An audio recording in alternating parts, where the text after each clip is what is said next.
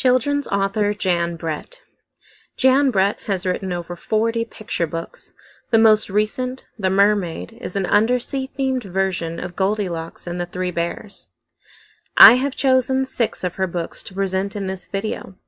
Trouble with Trolls, The Mitten, The Mermaid, Goldilocks and the Three Bears, The Turnip, and The Hat.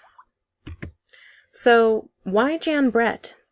She writes and illustrates her own books. Everything you see is all her. She is inspired by the places she travels and the stories she hears, and likes to adapt them to her style of storytelling. My favorite is The Mitten, adapted from a Ukrainian folk tale. It shows all these animals trying to fit into one mitten, and you can see the Ukrainian part come through in the dress of the boy and his grandmother. Most of her stories star animals as the main characters. She gives them anthropomorphic qualities to make them fun and to convey feeling in her stories. On the side to the left, we have characters from The Turnip in Russian dress. In the top middle, we have the octopus from The Mermaid. In the bottom, the hedgehog, which is the star of The Hat. And, of course, the bears from Goldilocks and the Three Bears, although I couldn't find where this tale originated from, by Jan Brett standards. A very awesome part of her books are the side panels on each page. They foreshadow parts of the story, or tell what's happening to a different character in the meantime.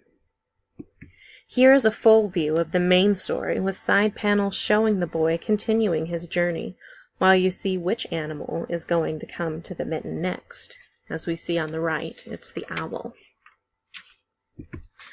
Another reason her writing and illustrations are cool is because of the feelings she conveys and the interactions between characters. Here we see how uproariously angry Papa Bear is that someone sat in his chair, and how desolate and grieved Baby Bear is to find his chair broken.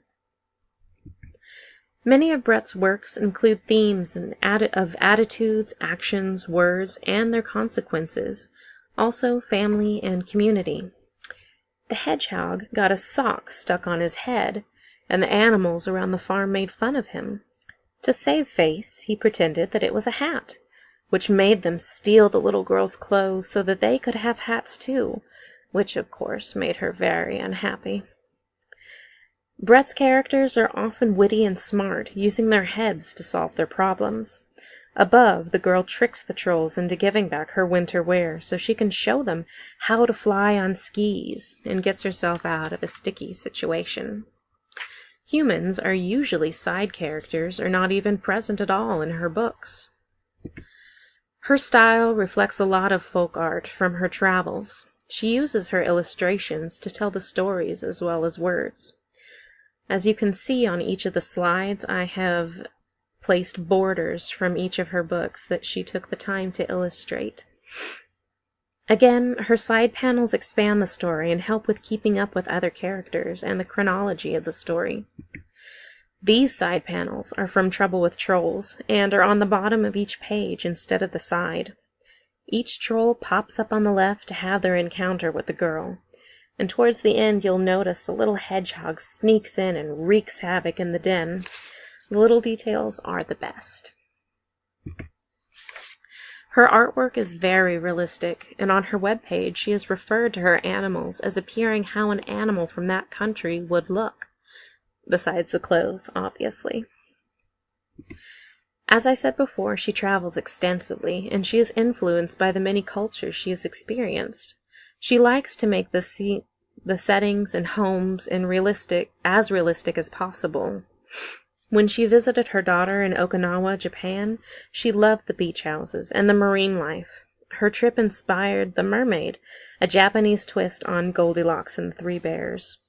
She worried aloud to a friend about the alien features of the octopus, so they suggested that they wear hats. I love her creativity on this book.